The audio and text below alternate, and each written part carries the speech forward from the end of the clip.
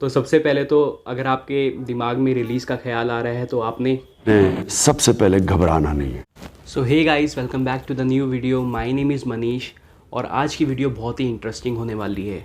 और पहले इस वीडियो को शुरुआत करने से पहले मैं आप लोगों को थैंक यू बोलना चाहता हूं, क्योंकि मेरी फर्स्ट यूट्यूब वीडियो है जिसने 5000 व्यूज़ कंप्लीट किए हैं और वो TCS के ऊपर है। So thank you for that. और सेकंड वीडियो भी है जिसमें 5000 व्यूज़ कंप्लीट होने वाले हैं, तो उसके लिए भी आपका बहुत बहुत शुक्रिया।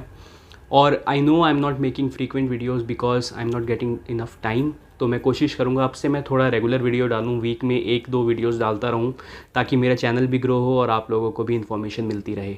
और मैं इस चैनल को सिर्फ TCS तक ही वो नहीं रखना चाहूँगा लिमिटेड। मैं सोच रहा हूँ कि और भी टॉपिक्स में वीडियो बनाऊँ, तो please let me know your suggestions in the comment box below. तो चलिए आज की वीडियो शुरू करते हैं। तो आई एम रियली श्योर कि आप लोग जो भी TCS में काम कर रहे हो, आप इस सिचुएशन से ज़रूर गुजरे होंगे, या अगर आपका ये पहला प्रोजेक्ट है तो आप इस सिचुएशन से ज़रूर गुजरने वाले हैं, जो कि है कि यार मैं प्रोजेक्ट से रिलीज़ कैसे लूँ। तो सबसे पहले तो अगर आपके दिमाग में रिलीज़ का ख्याल आ रहा है तो आपने घबराना नहीं है और आपने डरना नहीं है। ओके, तो सबसे पहले हम बात करते हैं कि किन किन वजह से एक एम्प्लॉय जो है वो रिलीज़ लेने के बारे में सोचता है।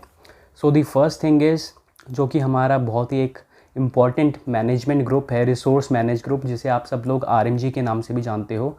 तो they have their job to do. उनको जल्दी से जल्दी किसी भी प्रोजेक्ट में रिसोर्सेज को फिल करना है ताकि वो उनके पूल से हट जाएं। तो इस प्रोसेस में क्या होता है कि जो भी रिसोर्सेज हैं, स्पेशली जो भी हम लोगों के फ्रेशर्स होते हैं सर्विस बेस्ड कंपनीज़ में, एंड नॉट ओनली फ्रेशर्स, जो भी हमारे एक्सपीरियंस एम्प्लॉयज़ भी होते हैं लोअर लेवल के, लाइक 2-3 ईयर्स ऑफ एक्सपीरियंस, तो वो लोग क्या करते हैं, just to fill the requirement on this projects, वो उन लोगों को उस प्रोजेक्ट में एलोकेट कर देते हैं without even looking at their skills. तो उससे क्या होता है कि एम्प्लॉय फ्रस्ट्रेटेड हो जाता है कि यार यहाँ पे मेरी करियर एस्पिरेशंस का तो ध्यान ही नहीं रखा जा रहा है।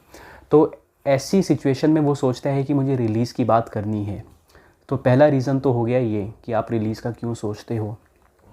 सेकेंड रीज़न हो गया कि वो होता है ना कि आप किसी भूल भुलैया में घुस गए तो उससे निकलने का बहुत ही एक मुश्किल तरीका होता है, या होता है कि आप उसी में ही फंसे रह जाते हो अपनी पूरी ज़िंदगी भर।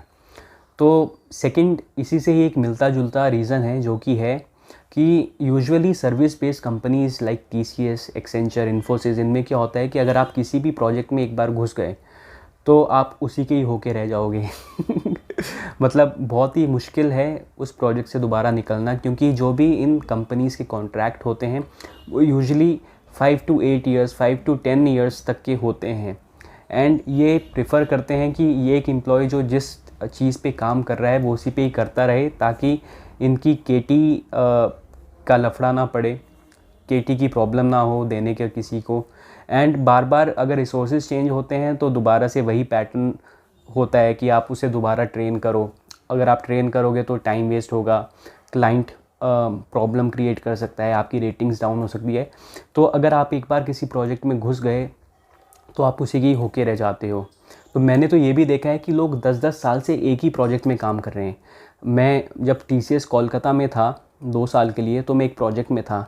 तो उस प्रोजेक्ट में मैक्सिमम लोग 7 से 8 साल के एक्सपीरियंस के थे जब वो फ्रेशर आए थे उसी प्रोजेक्ट में, और अभी 8 साल के एक्सपीरियंस हो गए, अभी भी उसी प्रोजेक्ट में काम कर रहे हैं। तो कुछ लोग इससे खुश रहते हैं, पर कुछ लोग ऐसा नहीं चाहते, अपनी ज़िंदगी में चेंज होना चाहिए एंड लर्निंग कंटिन्यू रहनी चाहिए। तो एक रीज़न ये हो सकता है कि आप रिलीज़ का क्यों सोच रहे हो, ठीक है। एंड जो थर्ड रीज़न है जो कि मैं सोच सकता हूँ, जो सबके दिमाग में आता है, वो है आपकी करियर की एस्पिरेशन और आपकी करियर की ग्रोथ। तो देखो, जो भी ये सर्विस बेस्ड कंपनीज ज्वाइन करता है ना, उसका एक अंदर एक मोटिवेशन तो रहती है कि मेरे को ऑन साइट जाना है, ठीक है। और ऑन साइट लोग जाते भी हैं, पर सब नहीं जा पाते। आई नो आपके दिल में लगी होगी ये बात कि सब नहीं जा पाते, पर कोई नहीं, आप लोग भी जाओगे। मैं भी नहीं गया अभी तक, पर मेरी तो लाइन ही चेंज हो गई अभी, तो दैट डजंट मैटर। तो जैसे कि ऑन साइट जाना होता है, और आपके प्रोजेक्ट आपको प्रॉमिस भी करते हैं ड्यूरिंग इंटरव्यू कि आप लोगों को वो एक ऑन साइट अपॉर्चुनिटी देंगे, पर वो आपको 1 साल हो गया, 2 साल हो गया काम करते हुए, और आपको वो ऑन साइट अपॉर्चुनिटी नहीं दे रहे हैं।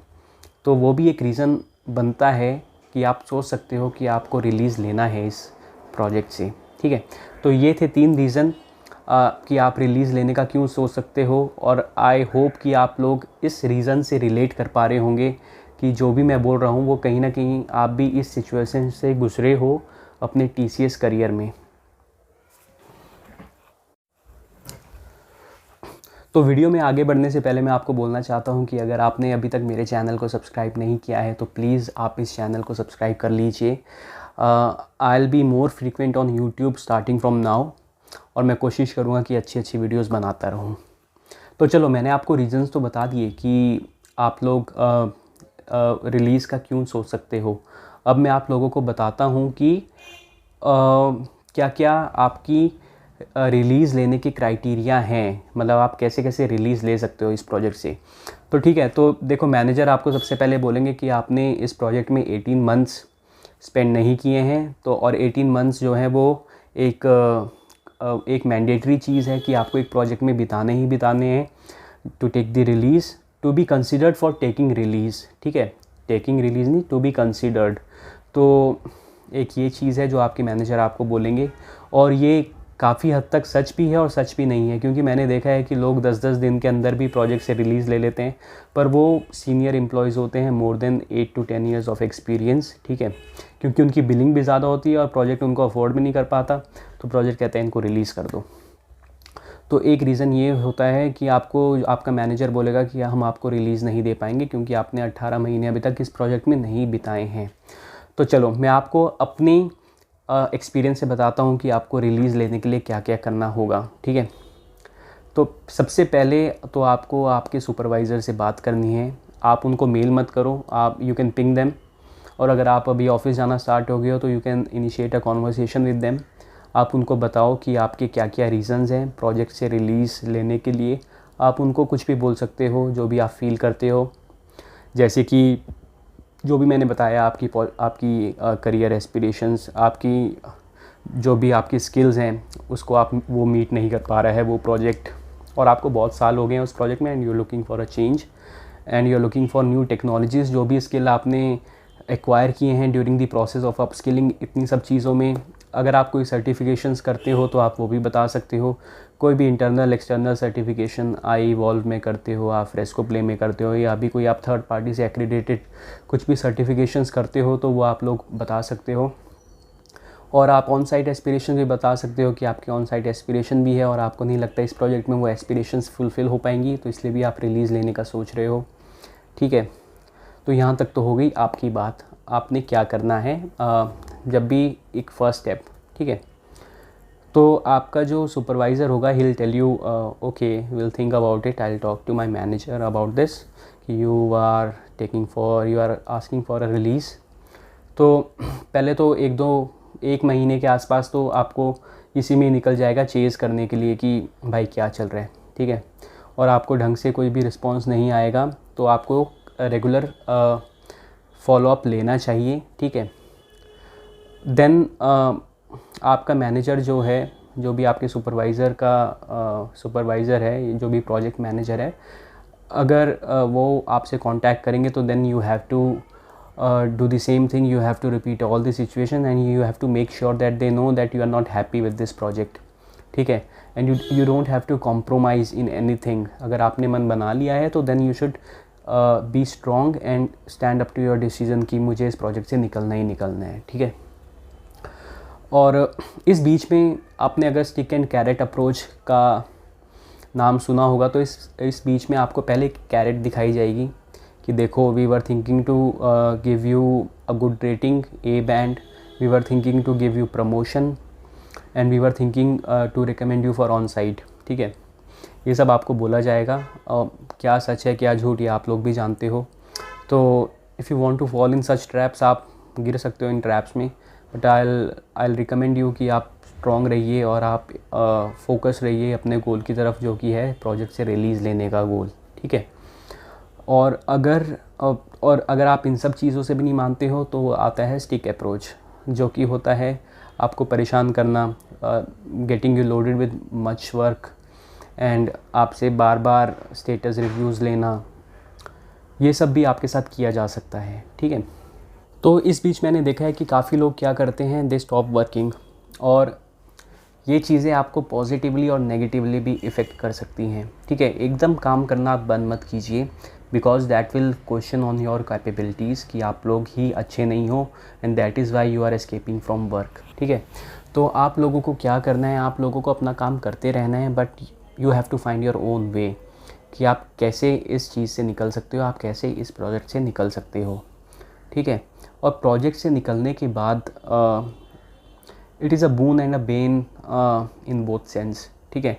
क्योंकि प्रोजेक्ट से निकलने के बाद भी आपके पास कोई श्योरिटी नहीं है कि आप कहाँ जाओगे, क्योंकि दोबारा से वही सर्कल स्टार्ट होगा, आप दोबारा से RMGs के पास जाओगे और RMG दोबारा से आपको लॉन्ग टर्म के लिए किसी प्रोजेक्ट में डिप्यूट कर देंगे, और हो सकता है कि आपको अपना नेक्स्ट प्रोजेक्ट मिलने में भी काफ़ी टाइम लग जाए।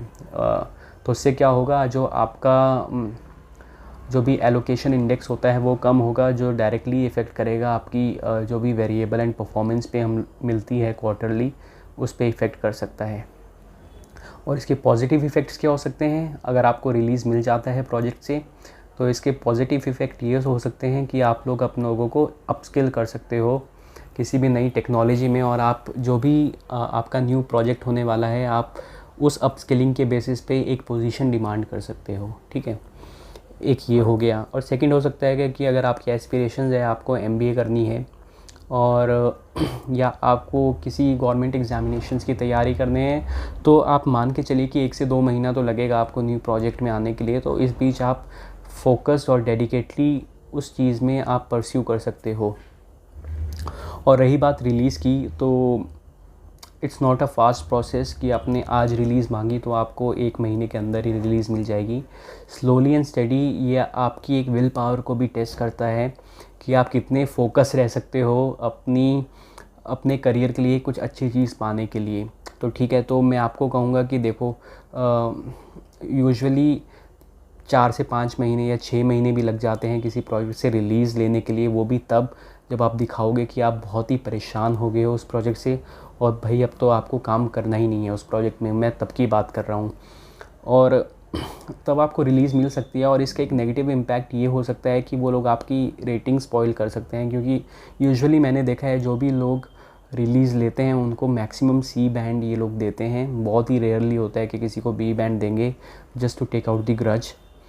तो फ़ैसला आपका है, और मैं तो आपको हमेशा रिकमेंड करूँगा कि अगर आपने सोच लिया है कि आपको जाना है किसी भी चीज़ से, किसी भी प्रोजेक्ट से, इनफैक्ट किसी भी कंपनी से, तो you have to make sure कि आपको वो करना ही है if it will effect your employment in a positive way. तो आई होप आप लोगों को ये वीडियो अच्छी लगी होगी, एंड आई होप मैंने आपकी कुछ ना कुछ जो भी आपके अंदर चल रहा है, जो भी आपके क्वेश्चंस है, उसको मैंने एड्रेस करने की कोशिश की होगी। और अगर आपको ये वीडियो पसंद आई है तो आप प्लीज़ इस वीडियो को लाइक कीजिएगा और मेरे चैनल को सब्सक्राइब कीजिएगा।